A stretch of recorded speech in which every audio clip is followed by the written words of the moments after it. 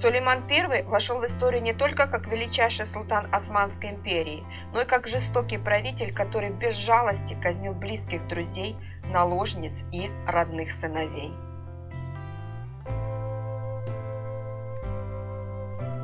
Шахзаде Баязид родился в 1525 году и стал четвертым сыном султана Сулеймана I от его законной жены Хюррем-Султан.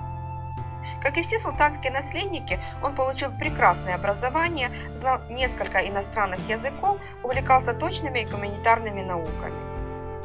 Также с самого детства он обучался военному делу и уже в 16 лет вместе с отцом участвовал в походе на Венгрию. В 1546 году Шахзаде Баязид в возрасте 21 года был назначен губернатором Конью, куда и переехал вместе со своим гаремом. Долгое время он пользовался доверием отца, часто навещал его в военных походах и даже во время персидской военной кампании в 1553 году был наместником султана Эдирне. В 1554 году султан Сулейман назначает Шахзаде Баязида губернатором Кютахьи. Путешественник Ганс де Швам описывал Баязида как человека невысокого роста, с бледной желтоватой кожей и со светлыми усиками. Он отмечал, что принц по темпераменту очень похож на своего отца – меланхолик с поэтическим характером, умный, смелый и храбрый. В 1553 году султан Сулейман под предлогом государственной измены казнит своего старшего сына Мустафу, которого все считали главным претендентом на престол. Шахзаде Баязид становится после Шахзаде Селима вторым в очереди на султанский трон. Между братьями началось ожесточенное соперничество. Пока жива была Хюррем-Султан, ситуацию удавалось держать на контроле. Однако после смерти матери в 1558 году отношения между братьями сильно обострились, и уже ничего не могло их сдерживать от открытого противостояния.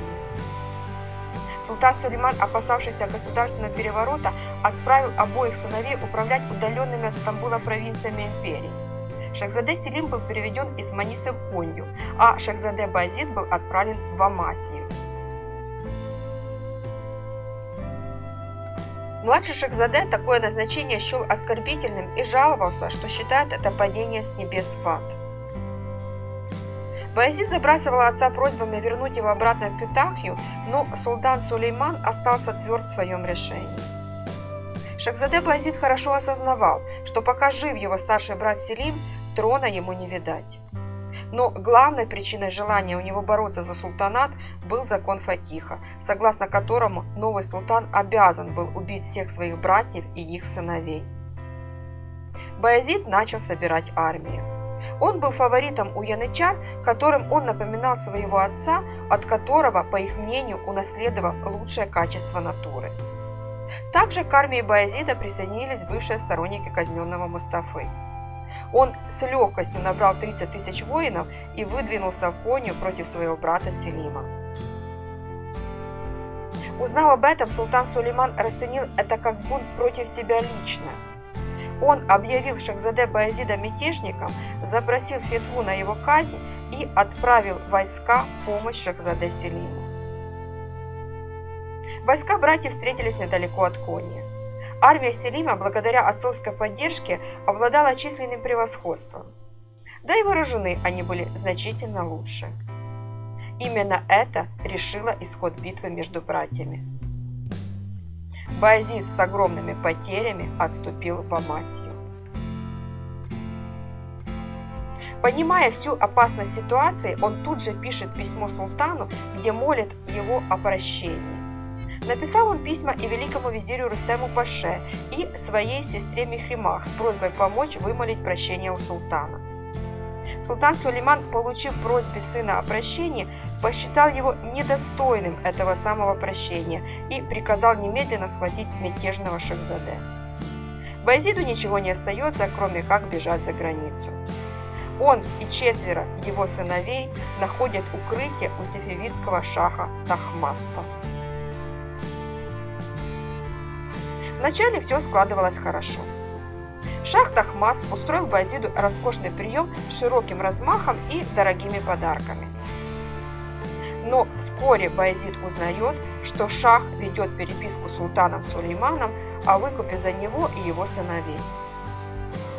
Баязид начинает готовить побег, но не успевает.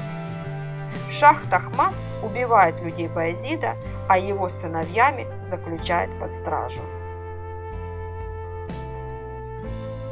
Целый год Шах Тахмас и султан Сулейман торговались. Шах хотел земли и деньги, но султан соглашался только на деньги.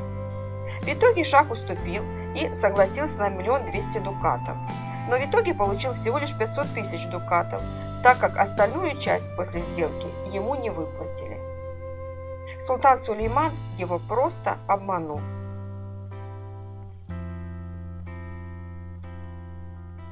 Но сделка состоялась, и Баязид с детьми были переданы посланникам султана.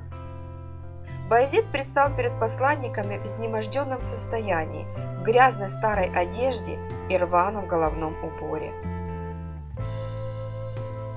25 сентября 1561 года по приказу султана Сулеймана Баязид и 4 его сына были задушены. Баязиду было 36 лет, а его старшему сыну 16. Чуть позже в Бурсе был казнен и 5-й сын Баязида, которому было всего лишь 3 года. Шахзаде Баязида и его сыновей похоронили в городе Сивас в небольшой усыпальнице. Она выглядит настолько просто, что и не скажешь, что тут похоронены Шахзаде. Для Османской империи итогом бунта Баязида, помимо кровавой гражданской войны, стало изменение в принципах престолонаследия. Отныне титул правителя передавался не тому Шахзаде, которого султан посчитает самым достойным, а только старшему из наследников. Сейчас уже никто не может сказать, каким на самом деле человеком был Баязид. Но уже тот факт, что его поддерживал народ, много о чем говорит. Возможно, он стал бы достойным правителем Османской империи, но судьбе было угодно так, чтобы все сложилось именно подобным образом.